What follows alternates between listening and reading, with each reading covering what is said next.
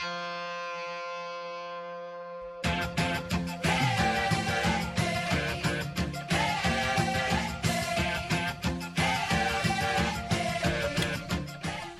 ladies and gentlemen. We've missed you so much.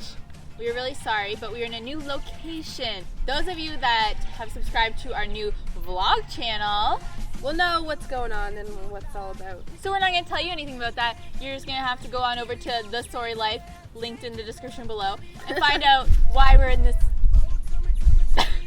So this is the kickoff of our summer series of awesome summer DIYs that we plan to do for you this summer. All the DIYs.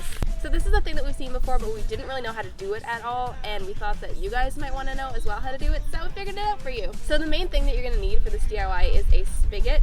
It's a little tap that you can open and close, Which essentially is a nozzle that you'll see on like the juice dispensers or kegs. So it's basically a fancier version of your water hose at the back of your house that you have to water your lawn with. Yeah. So you can get this on Amazon, we'll link below. Or if you don't feel like doing that, you can always just go to your local Dollarama or grocery store or Target or Walmart and see if they have one that's like an actual juice dispenser container that's like plastic for $10. And that's, most of the time they're unscrewable, so. Yeah, then it's worth it. And you can tap anything. You can tap watermelons, you can tap pumpkins. So to start, you're going to need to get a watermelon. We recommend getting a taller watermelon more so than a wider one. And obviously look for something with a flat bottom so that it stands up and doesn't fall over. Or we have an option for that. So if you ever carved a pumpkin before, we're basically doing the same thing, but we found that watermelons are way easier to carve than pumpkins. So much easier. So what we did was carve off the top just like you would a pumpkin on an angle so that it doesn't fall in later.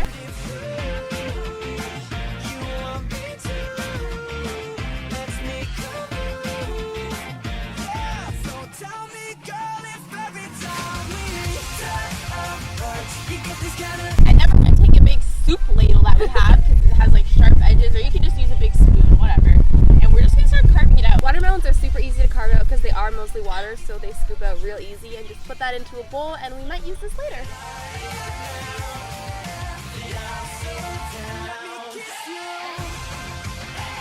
So pro tip, you actually might want to leave a little bit left at the bottom of your watermelon so that your liquid actually sits closer to where the nozzle is, because if you leave a big space in the bottom, a lot of it's going to go to waste because it won't actually pour out of the nozzle. There you go. Pro tip.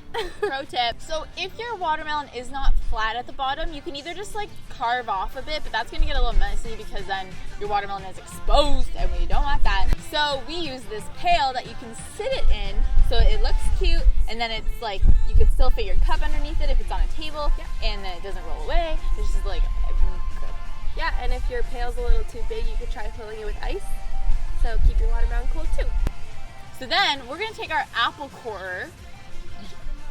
Genius. We discovered these things that are actually amazing, and I don't know why I've been using one my whole life. And an apple core is going to make us about a hole the size of our spigot, which is great for us, and it's also going to punch through the watermelon really well. But if you find that an apple core isn't the size of the spigot that you have, then you might just have to use a knife and cut out a hole that's, you know, the size of your spigot. And also, when you go and make your hole, it's important to try to make it as low on the watermelon as possible, which I kind of talked about before, just so that you don't waste any of the juice sitting at the bottom, so that it can all pour out of the spigot. So with your spigot, you're going to unscrew the nut from the back because it probably will have a nut. If it doesn't, you're going to need to probably get one. There you go. And then we're going to put the front part in one side, and then you're going to put the nut on the back, on the inside of the watermelon. Make it really tight so that no juice leaks out, and you're good. So once your spigot is secured on, next you just have to fill up your watermelon with whatever you want.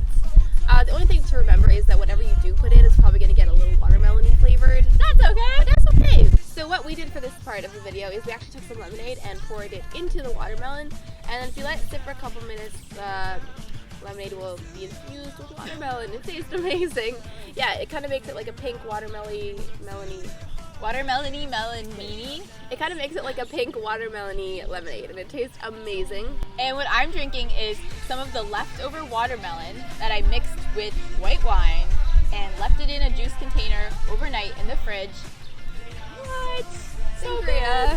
If you're 21 plus or 19 plus if you're from Canada. For our viewers of age, that's an awesome other option, so that you don't end up wasting the watermelon, but really you can just eat it. I did that, and it tastes great too. Yeah, we've been eating watermelon for a couple Like a bowl of watermelon, just like, it's refreshing. I love watermelon. So we hope you guys like this tutorial and that you try it out, and if you do, stuff. Seriously, we love it. We love it. We love it. We love it. I'm like, Becky, look at what somebody sent us. I know, on Instagram, I'm like, look, it's so cute. I love it. So like we mentioned before, we do have a vlog channel, and if you haven't seen that yet, please go ahead and check it out because we have lots of exciting stuff there. Over there on the vlog channel. Updated on our personal lives. It's over there. And on our vlog channel soon, we're going to be walking across the stage and capping down. So we're going to vlog that. And we're also going to a museum this Friday. And that'll be fun. And we're partying at a museum because that's a thing that we have in Toronto, which is amazing. Lots of fun things in Toronto that we love to show you guys about. So you need to be over there. All right, we will see you guys next week. Bye.